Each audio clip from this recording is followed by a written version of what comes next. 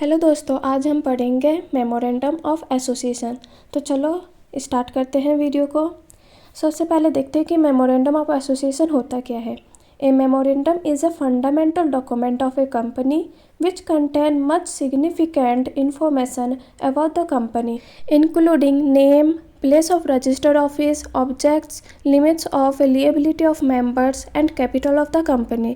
इसका मतलब ये है कि मेमोरेंडम ऑफ एसोसिएशन को कंपनी का फंडामेंटल डॉक्यूमेंट्स माना जाता है। मतलब ये डॉक्यूमेंट हर कंपनी के लिए ज़रूरी होता है। इसमें कंपनी की सारी ज़रूरी डिटेल्स होती है, जैसे कंपनी का नाम, एड्रेस और इसका मेन पर्पज़ क्या है। फिर आता है the objects stated in it determine the scope of activities, limits of power of the company beyond which it can not go. इसमें जो ऑब्जेक्ट लिखे हैं वो बताते हैं कि कंपनी किन चीज़ों में काम कर सकती है और उसकी पावर की लिमिट क्या है। अगर कंपनी इन लिमिट्स से बाहर जाती है तो वो अलाउड नहीं है। और इस डॉक्यूमेंट्स में उन सब्सक्राइबर्स के नाम और सिग्नेचर होते हैं जो कंपनी के पहले मेंबर्स बनते हैं, मतलब जिन्होंने शुरुआत में कंपनी को ज्वाइन किया है। हम ये मान सकते हैं कि ये डॉक्यूमेंट्स एक तरह से कंपनी की पहचान और गाइड होती है। तो अब आ जाते हैं हम कंटेंट ऑफ मेमोरेंडम में।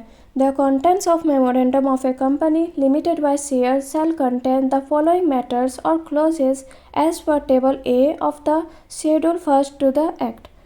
इसका मतलब है कि मेमोरेंडम ऑफ एसोसिएशन एक डॉक्यूमेंट है जो हर कंपनी को बनाना पड़ता है जब वो स्टार्ट होती है। अगर कंपनी लिमिटेड बाय शेयर्स है तो उसके एमओए में कुछ स्पेसिफिक चीज़ें होनी चाहिए। ये चीज़ें या क्लोजेस क्या होंगी, ये शेड्यूल फर्स्ट के टेबल ए में बताई गई है जो कंपनीज एक्ट का हिस्सा है। तो ये जो table A of schedule first है ये क्या है, तो ये एक गाइड बुक की तरह है जो बताता है कि एमओए में कौन कौन सी जानकारी होनी चाहिए। ये चीज़ें कंपनी के नाम से लेकर उसके ऑब्जेक्टिव्स, मेंबर्स की लिएबिलिटी और कैपिटल तक सब कुछ कवर करती है। अब हम देखेंगे इनके अंदर कौन कौन से मैटर्स इंक्लूड है। फर्स्ट है the name of the company, और इसको हम बोल सकते हैं नेम ऑफ क्लॉज। सेकेंड है the registered office clause. Third है the object clause. Fourth the liability clause. और फिफ्थ है द कैपिटल क्लॉज। और सिक्स्थ है द सब्सक्राइबर्स क्लॉज। और सेवन है नॉमिनेशन क्लॉज। तो the name of the company में क्या बोला है कि कंपनी का नाम डिसाइड होता है इसमें, और यूनिक नेम होना चाहिए।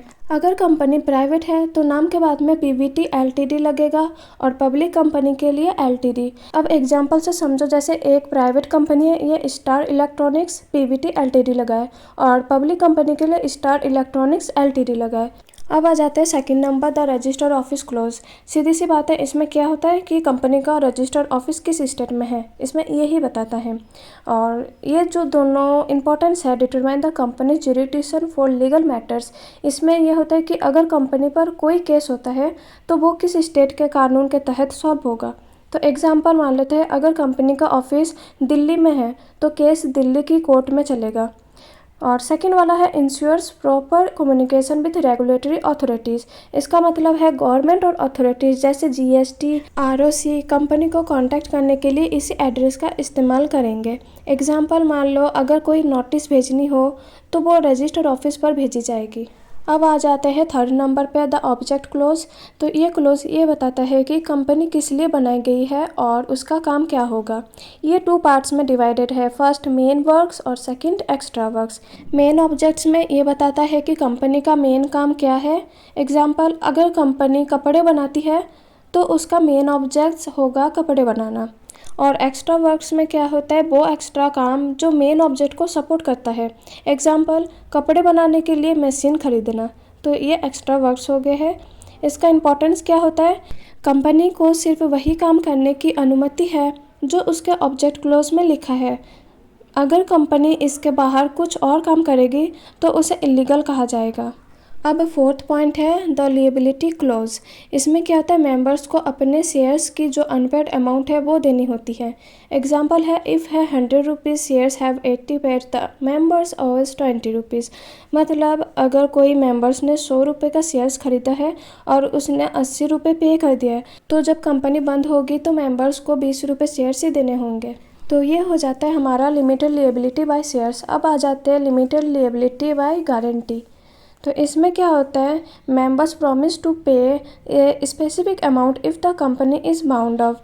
मतलब मेंबर्स प्रॉमिस करते हैं एक फ़िक्स अमाउंट देने का अगर कंपनी को बंद करना पड़े। इसका एग्जांपल है कि कोई मेंबर्स है 500 रुपये गारंटी लेता है, अगर कंपनी बंद हो जाती है तो उसको सिर्फ 500 रुपये ही देना होगा। अब आ जाते हैं हम द कैपिटल क्लोज में। The capital clause is an important clause in the memorandum of association of a company, which specifies the company's authorized capital. इसका मतलब है जो कैपिटल क्लोज होता है कंपनी के मेमोरेंडम ऑफ एसोसिएशन में, ये एक इम्पॉर्टेंट क्लोज होता है जो बताता है कि कंपनी के ऑथोराइज्ड कैपिटल कितने होते हैं। इसमें ऑथोराइज्ड कैपिटल क्या होता है, वो मैक्सिमम अमाउंट होती है जो कंपनी अपने शेयर्स के थ्रू रेज कर सकती है। ये कैपिटल कंपनी को ऑपरेट करने के लिए चाहिए होता है। अब इसमें 2 एग्जाम्पल दिए हुए हैं। If a company's authorised capital is 10 lakh, it can raise up to 10 lakh through shares. अगर कंपनी का ऑथोराइज्ड कैपिटल 10 लाख है तो कंपनी अपने शेयर्स के थ्रू 10 लाख तक पैसे रेज कर सकती है।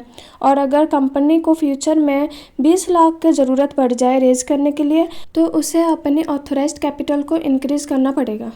इसके बाद में हमारा 6 पॉइंट होता है द सब्सक्राइबर्स क्लोज।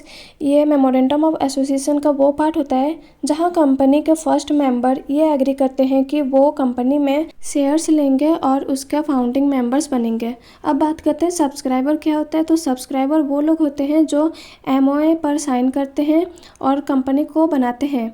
ये लोग इनिशियल इन्वेस्टमेंट करते हैं कंपनी में शेयर्स लेकर। इसको और अच्छे से समझने के लिए चलो एक एग्जांपल लेते हैं। मान लो एक कंपनी सेटअप हो रही है और 2 लोग A और B डिसाइड करते हैं कि वो कंपनी स्टार्ट करेंगे। तो सब्सक्राइबर्स क्लोज में उनके नेम्स लिखे जाएंगे और वो दोनों डिसाइड करते हैं कि वो हर एक 100 शेयर्स लेंगे। मतलब ये दोनों A और B 100 शेयर्स लेंगे उस कंपनी में। अब आ जाते हैं हमारा last point the nomination close. This clause allows a shareholder to choose a nominee. The nominee is the person who will receive the shareholders' shares if the shareholder die. इसका मतलब ये है कि ये क्लोज एक शेयर होल्डर को एक nominee choose करने का ऑप्शन देता है। नॉमिनी वो लोग होते हैं जो शेयर होल्डर के मरने के बाद में उसके शेयर्स को रिसीव करेगा। तो आज के लिए इतना ही और अगली वीडियो में हम पढ़ेंगे अल्टरेशन ऑफ मेमोरेंडम। मिलते हैं आपसे अगली वीडियो के लिए, तब तक के लिए बाय बाय।